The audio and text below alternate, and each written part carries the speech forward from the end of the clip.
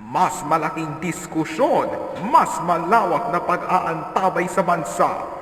Ito ang HBC Multimedia News, ang News Authority ng Pilipino.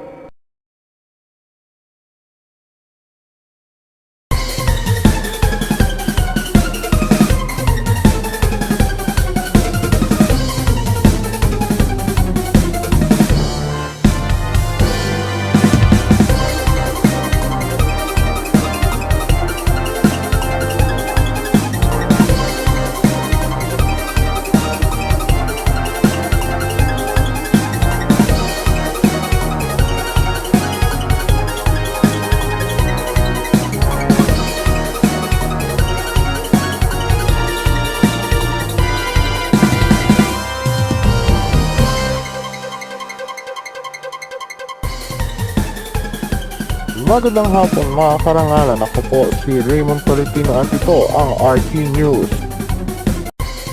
Narito na ang mga headlines ngayong Lunes. Red at yellow alert itataas na sa Luzon Grid simula ngayong araw. Visayas Grid naka-yellow alert din. Tubay sa simbahan tinulungang makalabas matapos mahilo. Akusado sa child abuse at rape sa mga minor de edad na aresto.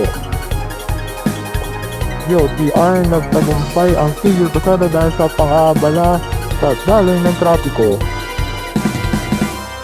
At South Korean singer na si IU magbabalik bansa muli para sa kanyang concert sa June 1.